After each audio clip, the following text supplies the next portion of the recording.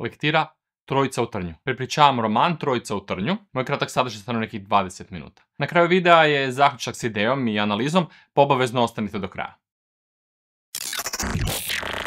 Pozdrav svima, ja sam Filip, kralj lektira. Dobrodošli na Lektire.hr. Obrađujem sadržaj dječjeg romana Trojica u trnju i ne trnje u ovom slučaju ne znači Grmlje, nego kvart u Zagrebu koji je ujedno i mjesto radnje. A vrijeme radnje je zapravo jedno ljeto. Samo jedan jedini dan u kojem se sve mijenja. Jeste li ikad sanjali da se običan dan pretvori u avanturu iz koje nema povratka? Da ste krenuli po kruh, a završili usred policijske istrage, pljačke banke i potjere za kriminalcem. Danas upoznajemo trojicu sasvim običnih dječaka. Hrvoja, Bracu i Tuta, kojima se dogodilo baš to. U 24 sata postoje svjedoci, istražitelji i žrtve. Umjesto ljetnih praznika, kakvi su planirali, upadaju u priču punu tajni, znakova, skrivenih poruka i odrasli koji im ne vjeruju. Trojica u trnju nije samo dječji roman. To je priča o hrabrosti, prijateljstvu i tome kako ponekad djeca vide istinu koju odraslima promakne. Tema dijela je pustolovina trojice hrabrih dječaka koji pomažu policiji uhvatiti pljačkaše banke. Pa krenemo na ono zbog čega ste tu. Kratak sadržaj, ali dajte prije toga kliknite like i obavezno me zapratite. Počinju ljetni praznici i Hrvoje, Tut i Braco provode vrijeme u staru drvenu baraku, malo dalje od zgrade u kojoj žive. Braco ima pištolj koji je dobio od rođaka i dječaci se zabavljaju. Gađaju pištoljem pivsku bocu. Pištolj zapravo nije previše opasan jer izbacuje samo kuglice sačme. Eventualno ako te pogodi u oko. Pištolj čuvaju u baraci jer ga Braco ne smije držati kod kuće. Na vrata barake crtaju svoj tajni znak. Krug s dvije prekrižene crte. Baraka je ostala od gradnje kuće i nekad je bila podijeljena u dvije prostorije. U jednoj su se preslačili radnici, a u drugoj je bila uprava gradilišta. Hrvoje je najoprezniji i stalno se boji da će ih neko vidjeti. Braco ga zeza jer se previše brine i boji svog oca. Hrvoje se samo ponaša onako kako bi njegov otac želio da se ponaša. Braco tvrdi da on nema oca, iako se po susjedstvu priča da ih je otac napustio.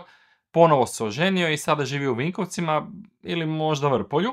Tamo radi kao prometnik na željeznici. Neki susjedi su ga vidjeli iz vlaka na peronu u uniformi. Dok su pucali u bocu, Hrvoje primijeti da mu se približava otac. I odmah prekida igru. Braco skriva pištolj u džep i čeka da Hrvoje otac dođe. Otac mu kaže da mora otići do bake u Trnje nahraniti psa Bonzu i mačku u Cumbiku ili Kumbiku, možda Cumbiku, nemam pojma. Jer je baka u Toplicama. Braco i Tut žive u istoj zgradi pa ga otprate do stana, čekaju da se spremi i zajedno idu s njim do autobusne stanice. Mislili su da će se brzo vratiti kući, ali ne. Na večer dok Braco sa sestrom čisti grašak i gleda kviz na televiziji, na vratima se pojavi Hrvojev otac. Pita ga je li Hrvoje planirao otići još negdje nakon što nahrani psa i mačku, jer kasno je, a još se nije vratio kući. Braco ne zna ništa. I njegova majka uvjerava Hrvoje oca da se dječak sigurno negdje zapričao sa susjedima u Trnju. Svi postaju zabrinuti, pa Braco zajedno s Hrvojevim ocem odlazi po Tuta da vide je li on zna nešto više. Zovu poznanike, rodbinu, policiju, hitnu i vatrogasce, ali niko ne zna gdje je. Hrvojeva majka hoda po hodniku, puši i neprestano telefonira. Policija otvara službenu prijavu nestanka. Niko ne zna što se dogodilo s Hrvojem nakon što je ušao u bus. Hrvojeva majka postaje sve nervoznije jer u Trnju nema telefona i ne može nazvati susjede da provjeri je li ga iko vidio. Da, ljudi, nije bilo telefona u cijelim kvartovima u Zagrebu. Jer je bio fiksni, sve išlo žicom, nismo imali mobitele. Internet? Kakav internet? Moli supruga da ode automobilom u Trnje i potraži ga. Braco i Tut odlaze s njim do auta i usput provjeravaju autobusnu stanicu. Nadaju se da će se Hrvoje možda vratiti istim putem. 2 autobusa dolaze i odlaze, ali Hrvoja nema. Tada dječaci prvi put pomisle da je možda s Bivom, djevojčicom iz Trnja o kojom im je često pričao. Hrvoje je uvijek tvrdio da su samo prijatelji, ali Braco i Tut su bili sigurni da je zaljubljen u nju. Čim neko spomene Trnje, njima na pamet uvijek padne Biba, iako je nikada nisu vidjeli uživo. Braco i Tut ostaju budni cijelu večer u Hrvojevoj sobi. Ne usude se otići kući, kao da bi time priznali da ga stvarno nema. Hrvojeva majka i dalje telefonira rodbini i poznanicima, ali niko nije vidio Hrvoja nakon što je otišao u Trnje. Otac se vraća kasno i govori da su susjedi potvrdili da je Hrvoje nahranio psa i mačku, ali niko ne zna gdje je otišao poslije toga. Čudno mu je što je kod susjeda Solarića bio mrak, jer taj starac uvijek ima upaljeno svjetlo zato što pati od nesanice. Dedek Solarić bio je starac o kojem je Hrvoje često pričao. Imao je kuniće i golubove i od njega je Hrvoje puno naučio o životinjama. Hrvojeva majka plače sve više, a policajac dolazi u stan i ispituje dječake.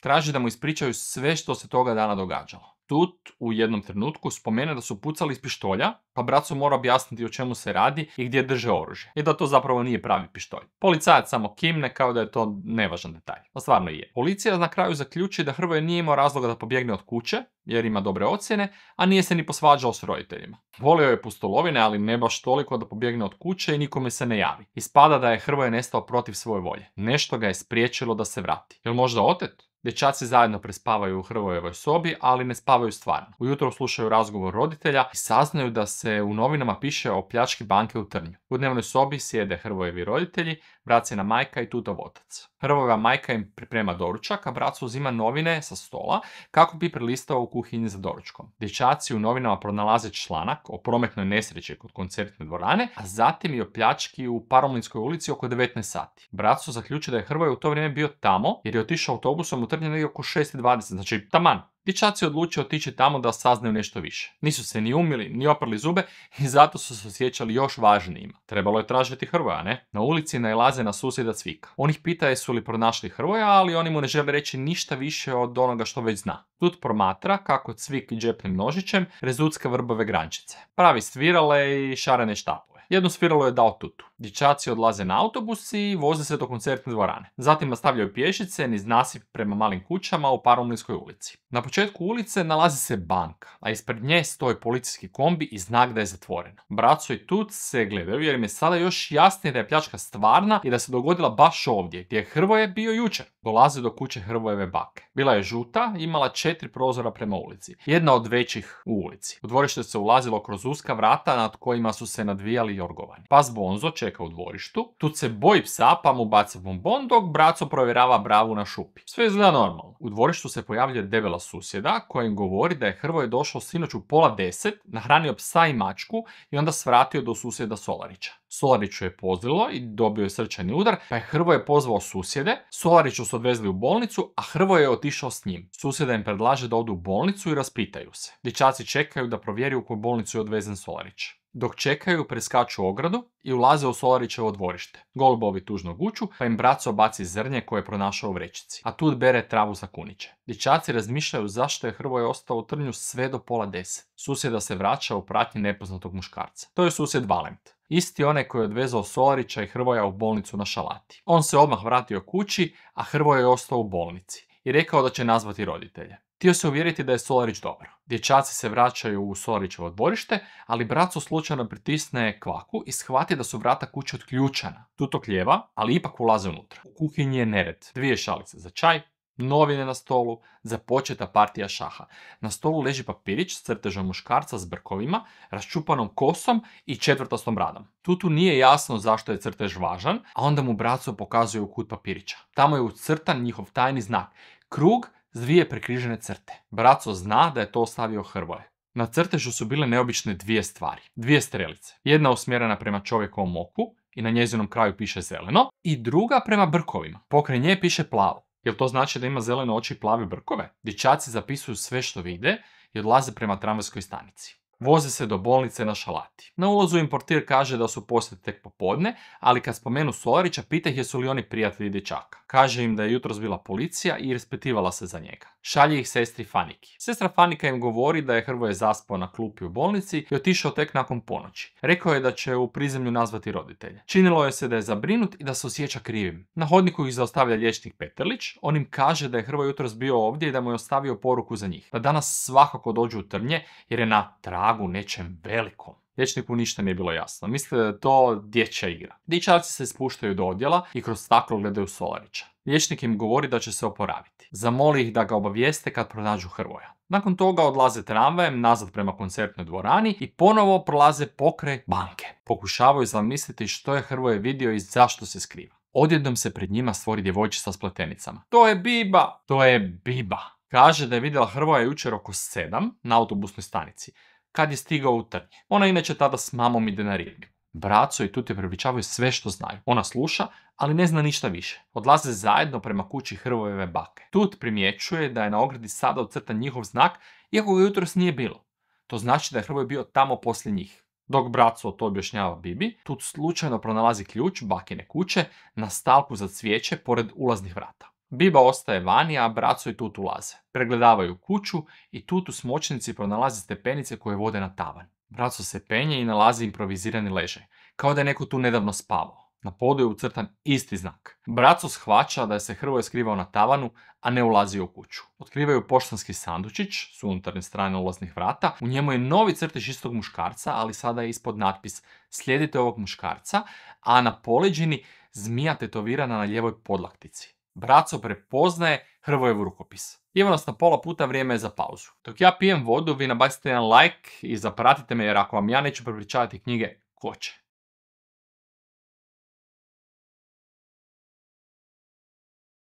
Pauza gotova, ajmo dalje. Zaključavaju kuću i vraćaju ključ na isto mjesto. Biba je morala kući na ručak, pa su je dječaci otpratili. Odlaze do debele susjede i pitaju je prepoznali muškarca s crteža. Susjeda misli da je to isti čovjek koji se jučer raspitivao o Hrvoju, ali je pobjegao kad ga je pitala zašto ga to zanima. Dječaci joj govore da je taj čovjek opasan za Hrvoja, a ona ih gleda s podsmjehom, kao da su djeca koji izmišljaju neku veliku misteriju. Dječaci kreću prema tramvajskoj stanici, ali u ulici primjećuju muškarca koji stoji i promatra kuću Hrvojeve bake. Utrče ponovo u dvorište debele susjede i govore joj da se taj čovjek ponovo pojavio. Visok je, mlad, nosi traperice, šarenu majicu i lagane mokasinke. Ima velike sunčane naočale. Dječaci ne vide podlakticu i ne znaju da li ima tetovažu. Odjednom nestane i oni ga prate, ali nema ga. Čuju zvuk auta, ali ne vide ga. Tada se pojavi susjed Valent u plavom malom fići. Baš je isprobavao auto koje je malo prije popravljao. Pita ih što rade, a oni mu govore da trebaju pratiti auto koji je prošao malo prije. Valent im nudi prijevoz, a dječaci odmah uskaču u auto. Pokažu mu crtež i govore da je to pljačkaš banke. Valent im pomaže pratiti žuti auto, ali pljačkaš shvaća da ga prate pa ubrzava. Na kraju im uspije pobjeći. Valent ih vraća kući, a oni ga mole da nikome ništa ne govori. Ispred zgrade je opet Cvik, ovaj put s već gotovim sviralama. Daje im jednu za Hrvoja i pita ih jesu li ga našli. Oni kažu da se još uvijek nije vratio. Ulaze u stan Hrvojevih roditelja, gdje su Bracina majka i Tutov otac. Roditelji su ljuti jer su se predugo zadržali u Trnju. Pa nek još i oni nestane. Hrvojev otac kaže da se Hrvoje javio telefonom i rekao da će uskoro doći kući. Odjednom dječacima postane teško. Čini im se da se sve odigralo mimo njih, da je velika pustolovina završila i da je Hrvoje sve sredio sam. Tut ih pita je li im rekao i za muškarca koji ga prati. Roditelji su se začudili jer Hrvoje nikome nije rekao ništa o pljačkašu ni o crtežima. Roditelji ne vjeruju njihove priče o opasnosti. Misle da djeca pretjeruju i izmišljaju. Braco malo razmisli. Sve u redu. Hrvoje kao i obično dobro zna što radi. Sve je to smislio da umiri roditelje. Braco uzima telefon i naziva liječnika Peterlića. Da, morao je fizički uzeti telefon koji je žicom bio spojen u zid, jer onda još nije bilo mobitela. Još jednom kažem, nije bilo mobitela, ni interneta. Liječnik kaže da je Hrvoje opet bio u bolnici i ostavio poruku. Da misle svojom glavom i da ne vjeruju svemu što je rekao roditeljima. Braco je u svom stanu, jede grašak koji je jučer čistio. Majce govori da će biti blizu zgrade. Odlazi po Tuta. Nisu se ni dogovarali, a krenuli su prema koritu isušenog potoka, prema vrbama i korovu, prema zaboravljenoj baraci. Misle da se Hrvoje možda vratio tamo, jer je to njihovo skrovište. Začuju korake, pa se sakriju u korov. Iz barake izlazi čovjek s tetovažom zmije na lijevoj podlaktici. To je pljačkaš. Braco i Tut se ne smiju pomaknuti. Pljačkaš im je sada na nekoliko metara, ali ih ne vidi jer leže u travi i korovu. Čekaju da se udalji, a zatim odlaze ravno u policiju u Remetincu. Tut ne zna da li bi Hrvoje to odobrio, ali Braco misle da je situacija previše opasna da bi nastavili sami. Kreću prema autobusnoj stanici i voze se do policije. Nije im bilo jasno što pljačkaš radi u njihovoj baraci, pa su pomislili da ih je pratio. Jesu li sad i oni u opasnosti? U policijskoj postaji ih dočeka policajac. On ih vodi do inspektora, a inspektor ih pita zašto se nisu prije javili i zašto skrivaju informacije. Oni mu pokazuju crtež i pričaju sve što znaju o pljačkašu i njegovom kretanju. Inspektor iz ladice tada vadi žutu omotnicu i fotorobot napravljen prema izjavama zaposlenika banke. Crtež izgleda gotovo isto kao onaj koji je nacrtao Hrvoje. Dječaci napokon shvate da je Hrvoje u pravu od početka. Iako su mu vjerovali, sada imaju potvrdu. Inspektor im govori da idu kući i da ga odmah nazovu ako ponovo vide pljačkaša. Braco i Tut se vraćaju pred zgradu, a na balkonu stoji Hrvojev otac i puši. Hrvoje se opet javio da će se uskoro vratiti. Oni mu baš ne vjeruju, ali ništa ne komentiraju. Dječaci odlaze do barake da bi provjerili je li pištolj na svom mjestu. Pištolj je još tamo. Provjeravaju drugu prostoriju, ali vrata su zaključana lokotom. Braco pokušava kamenom razbiti lokot, ali ne uspijeva. Zatim uzima željeznu šipku iz druge prostorije i razbija lokot. Ulaze unutra i nalaze ormar. U njemu je torba, Braco izvlači van i vidi da ima bravicu. Braco otvara bravu komadom lima koje je našao na podu. Unutra je novac, debeli snopovi novčanica složeni u više redova, povezani trakama s pečatima. To je ukradeni novac iz banke. Dječaci shvaćaju da je baraka služila pljačkašima kao skrovište i da su oni cijelo vrijeme bili bliže opasnosti nego što su mislili. Braco i Tud znaju da trebaju torbu odnijeti na policiju, ali im nije jasno kako da to izvedu bez da ih neko vidi. Boje se da bi ih pljačkaš mogao pratiti. Boje se da bi ih neko na cesti mogao vidjeti torbu, pa ih zaustaviti. Odjednom začuju pucketanje granja, uplaše se i sakriju u kut prostorije. Braco u rukama drži željeznu šipku iako zna da mu to baš neće puno pomoći. Na vratima se pojavi Hrvoje. Izgleda umorno, ali zadovoljno. Braco mu pruži ruku i grle se kao da se vide prvi put nakon 100 godina.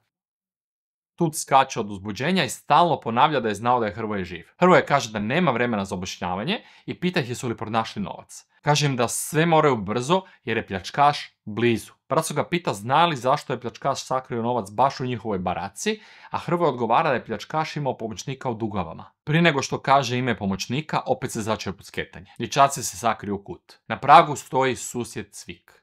Gleda ih, ali nema prijateljske namjere. Vidjelo se da je spreman svašta napraviti tim balavcima koji su mu stali na put. Braco i Tut odmah shvate da je Cvik pomoćnik pljačkaša. I on je sam pljačkaš. Cvik ih pita gdje je torba. Ne odgovaraju mu. Prijeti im i tjera ih da sjednu u zid. Braco se sjeti da druge prostorije imaju pištolj, ali ne zna kako doći do njega bez da Cvik shvati što planira. Pravi se da pomiče nogu, kao da želi ustati, ali Cvik iz džepa vadi svoj džepni nožić, isti onaj kojim je rezao granje i pravio svirale. I u tom trenutku u baraku ulazi pljačkaš s tetovažom zmije. Traži od Cvika putovnice. Planiraju pobjeći u inozemstvo. Cvik mu kaže da su spremne i da ih samo treba uzeti. Pljačkaš se ne obazira na dječake i iz torbe koju je donio vadi konop i krpe. Govori da će ih vezati i ostaviti, ali da će ih neko uskoro naći. Moraju šutiti barem do ponoći. Dječaci znaju da nemaju izbora jer su dvojica odraslih jači. Plus imaju nož, a njihov pištolj baš i nije nešto. Braco zbunjeno gleda u Hrvoja, a Hrvoje mu stalno namiguje, kao da zna nešto što drugi ne znaju. Pljačkaš ih veže za cijev na podu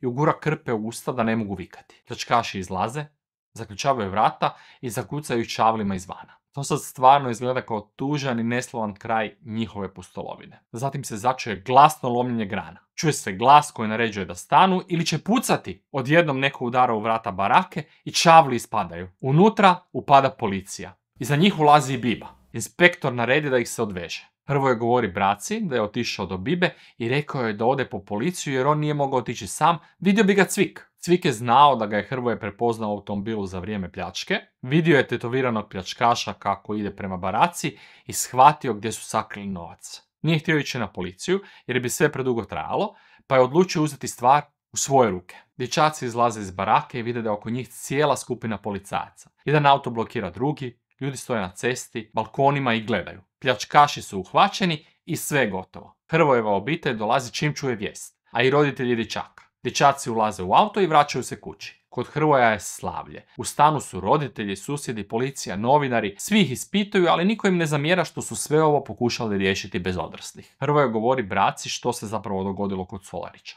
Objasnio mu je da je vidio pljačku banke i da se uplašio da bi pljačkaš mogao saznati tko je sve bio u blizini. Solariću je pozlilo kad je to čuo, a Hrvoje je pomislio da je on za to kriv. Braco onda predlaže da nazovu liječnika Petrlića i kažu mu da je sve gotovo. Dogovaraju da će sutra otići u Trnje, nahraniti psa i mačku i usput posjetiti Solarića u bolnici. Tud sjedi u naslanjaču i jedva drži oči otvorene. On je jedini koji je dovoljno umoran da zaspi usred gužve. Slavlje se svejedno nastavlja. Tek je 6:30 na večer. Prošlo su samo 24 sata otkako je Hrvoje ušao u autobus i otišao u Trnje. Zaključak. I završavamo sa sadržajem, a citate možete naći na lektire.hr. Ono što je važno u ovoj priči nije samo pljačka banke, nego nešto puno veće. Odrasli cijelo vrijeme misle da sve znaju, ali ispada da istinu otkriju djeca i to ne zato što su jača, nego zato što su hrabrija, upornija i spremna vjerovati svojim očima, a ne tuđim riječima. Roman nam pokazuje da se ne moraš pretvarati da si velik da bi napravio pravu stvar. Ponekad su oni najmanji, jedini koji se usude vidjeti ono što drugi ignoriraju. A ponekad je potrebno samo 3 dječaka, 1 cura, tajni znak na vratima i malo sreće da se istina probije kroz zid šutnje. Ideja dijela da ponekad djeca vide jasnije od odraslih, da hrabrost ne dolazi iz mišića nego iz glave i da istina nije uvijek tamo gdje je traže veliki, nego tamo gdje je traže uporni. Zapratite me za još lektira i podijelite video s frendovima i njima sigurno treba pomoć. Do sljedećeg čitanja, pozdrav od Kralja lektira.